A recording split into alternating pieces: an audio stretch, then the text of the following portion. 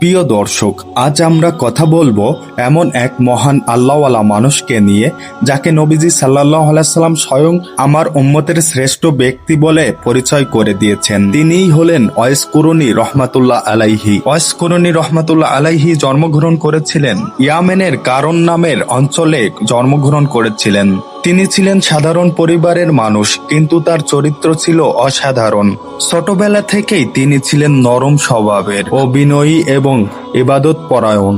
সবচেয়ে বড় পরিচয়, তিনি ছিলেন মায়ের একমাত্র সন্তান, আর মাকে খেদমত করাই ছিল তার জীবনের কেন্দ্র।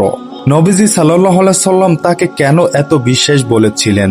একদিন নবীজি সাল্লাল্লাহু আলাইহি সাল্লাম সাহাবীদেরকে বললেন, ইয়ামেনে একজন মানুষ আছে, তার নাম ওয়াইস কুরুনী। তার দোয়া আল্লাহ কবুল করে থাকেন। নবীজি সাল্লাল্লাহু আলাইহি সাল্লাম সাহাবীদেরকে বললেন, তোমরা যদি তাকে পাও, তার কাছে আমার জন্য দোয়া চাইবে। সাহাবারা অবাক হলেন। একজন মানুষ যিনি কখনো নবীজির সাক্ষাৎই পাননি, অথচ নবীজি তার মর্যাদা এত উঁচুতে কেন রেখেছেন? কারণ তিনটি: মাকে সর্বোচ্চ খেদমত করা, নিফাকিহীন নিঃস্বার্থ ইবাদত, দুনিয়ার নাম যশ থেকে দূরে থাকা। মায়ের খেদমত তার জীবনের শ্রেষ্ঠ কাজ। তার মা ছিলেন অন্ধ ও অসুস্থ।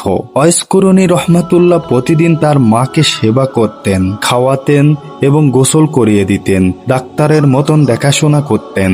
একদিন ওয়াইস কুরুনীর মনে হলো, আমি নবীজিকে দেখতে যাব। মা বললেন, যাবে, কিন্তু আমার কাছে দ্রুত ফিরে আসবে, দেরি করবে না। ওয়াইস রওনা হলেন, কিন্তু যখন মদিনায় পৌঁছালেন, নবীজি তখন ঘরে ছিলেন না। তখনই মনে হলো ওয়াইস কুরুনীর মায়ের কথা মনে করে তিনি ফিরে গেলেন। নবীজির সাথে সাক্ষাৎ করার ইচ্ছা থাকা সত্ত্বেও মায়ের কথাকে অগ্র অধিকার দিলেন। এই সত্যিকারের আনুগত্যের কারণে আল্লাহ তাকে বিশেষ মর্যাদা দিলেন। নবীজি সাল্লাল্লাহু আলাইহি সাল্লাম মৃত্যুর আগে ওমর রাদিয়াল্লাহু তাআলা এবং আলী রাদিয়াল্লাহু তাআলা আনহুকে নির্দেশ দিলেন, যখন ইয়েমেন থেকে বাহিনী আসবে, যদি তাকে পাও, তাকে আমার উম্মতের জন্য দোয়া করতে বলবে। কত বড় সম্মান! নবীজি সাল্লাল্লাহু আলাইহি সাল্লাম এর নির্দেশ অনুযায়ী সাহাবারা যখনই ইয়েমেনে আসতেন, তখনই ইয়েমেনের মানুষদের কাছে শুনতেন এবং জিজ্ঞেস করতেন, তোমাদের ভিতরে ওয়াইস কুরুনী আছেন? এক সময় পেলেন তাকে। ওমর রাদিয়াল্লাহু তাআলা আনহু তাকে ডাকলেন। তিনি ছিলেন সাধারণ পোশাকে, কোনো পরিচিতই নেই, মাথা নিচু করে চলতেন।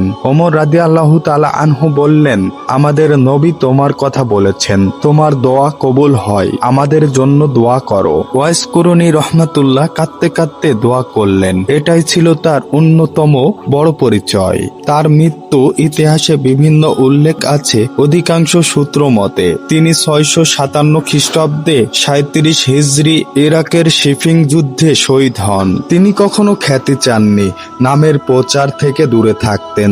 শহীদের মৃত্যু একজন সবচাইতে গোপন, সবচেয়ে প্রিয় বান্দার উপযুক্ত পরিণতি। কেন উম্মতের সেরা বলা হয় তাকে? মায়ের প্রতি অটুট খেদমত, গোপনে ইবাদত, রিয়া, অহংকার, নাম যশ থেকে দূরে থাকা, দোয়া কবুল হওয়া। নবীজির বিশেষ প্রশংসা তাকে বলা হয় তাবিদের সর্দার। ওয়াইস কুরুনী রহমাতুল্লাহ আমাদেরকে শিক্ষা দেন, ইবাদতের আসল সৌন্দর্য গোপনে। সবচেয়ে বড় আমল হলো মায়ের খেদমত।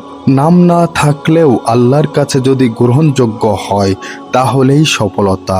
আপনি যদি ইসলামিক ইতিহাসকে ভালোবেসে থাকেন, তাহলে এই চ্যানেলটি সাবস্ক্রাইব করে আমাদের সাথেই থাকবেন। এতক্ষণ আমি ছিলাম আব্দুল গাফফার 007। আপনি যদি ইসলামিক সুন্দর সুন্দর ভিডিও পেতে চান, তাহলে আমাদের এই চ্যানেলটি সাবস্ক্রাইব করে রাখবেন। দেখা হবে আরো একটি পরবর্তী ভিডিওতে। সে পর্যন্ত সকলে ভালো থাকবেন, সুস্থ থাকবেন। আসসালামু আলাইকুম।